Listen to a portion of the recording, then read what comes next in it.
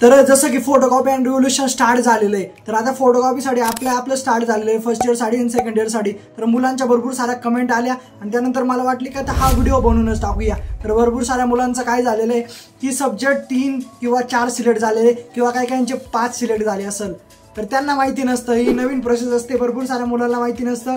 ते काय करतात, सिलेक्ट करतात इथं आणि त्यानंतर पेमेंट करावं लागतं आपल्याला. आता तुमच्या मनामध्ये भरपूर सारे डाऊट झालेले की सब्जेक्ट मला एकच टाकायचा होता. फॉर एक्झाम्पल आता मेकॅनिक्स मला रिजेक्टला टाकायचा होता, तर M2 सुद्धा तिथं सिलेक्ट झालेलं आहे माझ्याकडून. तर चुकून सिलेक्ट झालं असतं, हे मुलांना माहिती नसतं. तर तुम्हाला सांगत असो, थोड्या वेळ थांबा, माझा व्हिडिओ येईल, त्या व्हिडिओमध्ये टोटल माहिती तुम्हाला सांगणार आहे फोटोकॉपी रिव्होल्युशन कशा प्रकारे करायचं असतं. तर तुम्ही थांबले नाही, तर आता चूक करून बसलेले आहे. तर काय चूक झाली, तर कशा प्रकारे तुमचा आता प्रॉब्लेम सॉल्व्ह करायचा, तर पूर्ण प्रोसेस सांगणार आहे. तर सगळ्यात पहिले काय करायचं, जे पण नवीन आले त्यांनी चॅनलला सबस्क्राईब करून ठेवायचं. तर चला, कुठलाही टाइमपास न करता व्हिडिओ करूया सुरू.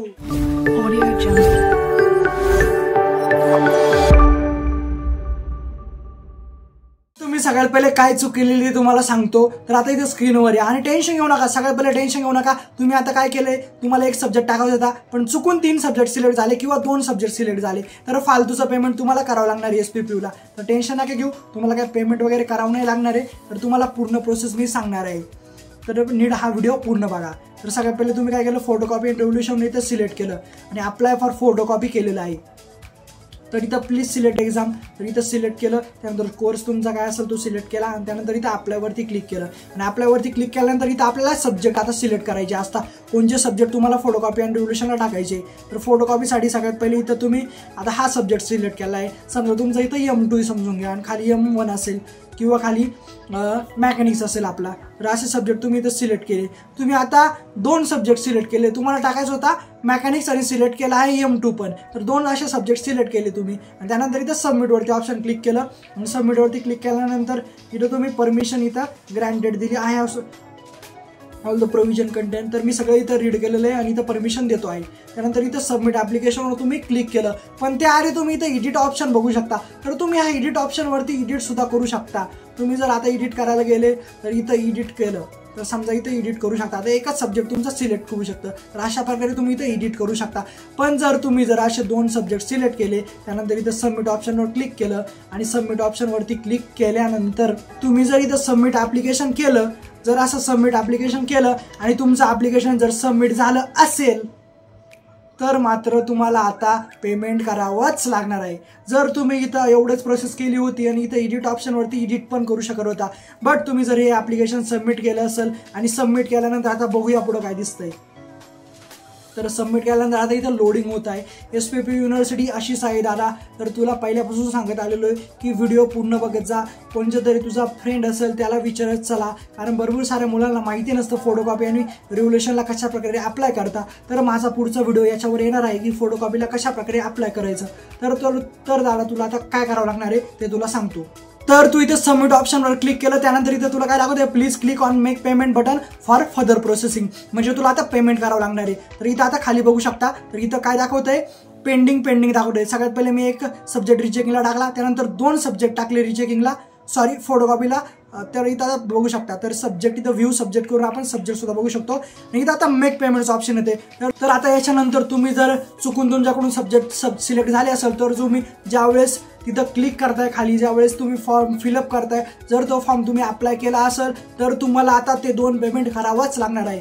जर तुम्ही तिथं आधीच जर एडिट केलं असतं आणि एक सब्जेक्ट जर सिलेक्ट केला असता तर तुम्हाला हे पेमेंट नसतं करावं लागलं. तर लक्षात घ्या. आणि पुढचा आपला व्हिडिओ फोटोकॉपीवर येणार आहे, फोटोकॉपीला कशा प्रकारे अप्लाय करायचं. जर जे पण नवीन युजर आहे त्यांनी अजून पण फोटोकॉपीला अप्लाय केलं नसेल तर टेन्शन नका घेऊ, अजून भरपूर सारे दिवस राहिलेले. काय मुलांनी काय केलं, फोटोकॉपीला अप्लाय केलं, काहीच प्रोसेस माहिती नव्हती तरी पण अप्लाय करून बसले आणि आता चूक करून बसले. आता तुला दादा पेमेंट करावंच लागणार आहे. जर तुझा M2 बॅक असेल किंवा मेकॅनिक्स बॅक असेल, बट तुझा मेकॅनिक्स निघालेला आहे आणि M2 जर बॅक असेल तर तू दोन्ही पेपर रिचेकिंगला टाकले असेल तर आता दोन्ही पेपरचं तुला पेमेंट करावं लागणार आहे. तर ही आहे युनिव्हर्सिटी, लक्षात घे. SPPU युनिव्हर्सिटीसाठी असंच असतं दादा. तर तिथं काहीच त्यांनी ऑप्शन ठेवलेले नाही. तर लक्षात घे, भरपूर सारे मुलं हाच गैरसमज आहे की आता काही होईल का, आता काहीच प्रोसेस होत नाही. तिथं आधीच ऑप्शन असतं एडिटचं, त्या ऑप्शनवरती तू क्लिक केलं नाही. तिथं त्यांनी तुला गाईडलाईनसाठी एडिटचं ऑप्शन दिलं होतं, बट तू डायरेक्ट सबमिट करून बसला आणि डायरेक्ट सबमिट केल्यानंतर तुला आता दोन्ही पण सब्जेक्टचं पेमेंट करावंच लागणार आहे. जर तू पेमेंट केलं नाही तर तुझी फोटोकॉपी येणार नाही. आता एका सब्जेक्टसाठी 2 पेमेंट करावं लागणार आहे. तर लक्षात घे. आणि रिचेकिंगला टाकायच्या वेळेस लक्षात घे, नीट प्रोसेस बघ. रिचेकिंगला टाकायच्या आधी माझा एक व्हिडिओ येणार आहे, तो व्हिडिओ नक्की बघ आणि मग रिचेकिंगला टाक. तर लक्षात घ्या, तुम्हाला आता समजलं असेल की आपली काय चूक झाली होती. तर ही चूक तुमची जर झाली असेल तर तुम्हाला आता चुकून सुद्धा पेमेंट करावं लागणार आहे. तर लक्षात घ्या, आपल्याला पेमेंट करावंच लागणार आहे. तर लक्षात घ्या आता, कारण ऑप्शनच नाही काही, तुमच्याकडे काहीच ऑप्शन नसतं. SPBचं असंच असतं दादा. SPB म्हणजे असंच पुणे युनिव्हर्सिटीच्या, कारण तुम्ही साईड बघितली असेल एकदम जाम साईड असते. तर आता आपण काहीच करू शकत नाही. तुला तिथं त्यांनी आधीच गाईडलाईन्स म्हणून एक खाली ऑप्शन दिलं होतं पॉपअपचं, की तुला काही चेंजेस करायचे असेल तू करू शकतो. बट तू काही चेंजेस केले नाही त्यामध्ये, तू डायरेक्ट सबमिट करून दिलं, कोणाला विचारलं पण नाही. आता ही चूक तुझी SPBची चूक नाही. तर लक्षात घ्या, अशी चूक करू नका. अशी चूक जर तुमच्याकडून झाली असेल तर आता तुम्हाला पेमेंट करावंच लागणार आहे. आणि जर पेमेंट नसेल नाही करायचं तर फोटोकॉपी येणारच नाही. तर लक्षात घ्या, पेमेंट करा आणि फोटोकॉपी बोलवा. परत अशी चूक करू नका. व तिथं कोणतेही सब्जेक्ट सिलेक्ट नका करू. जे सब्जेक्ट तुम्हाला टाकायचे आहे तेच सब्जेक्ट सिलेक्ट करा आणि आपली फोटोकॉपी बोलवा. आणि कशा प्रकारे फोटोकॉपी बोलवायची हा व्हिडिओ मी करतो, जे नेक्स्ट व्हिडिओ आपला हाच असणार आहे. आणि तुमचे अजून जे कमेंट केल्या होत्या त्या कमेंटचे रिप्लाय सुद्धा मी देणार आहे. नेक्स्ट व्हिडिओ तुमच्यासाठी हाच करणारच आहे. तर चला भेटू नेक्स्ट व्हिडिओमध्ये. काय मस्त.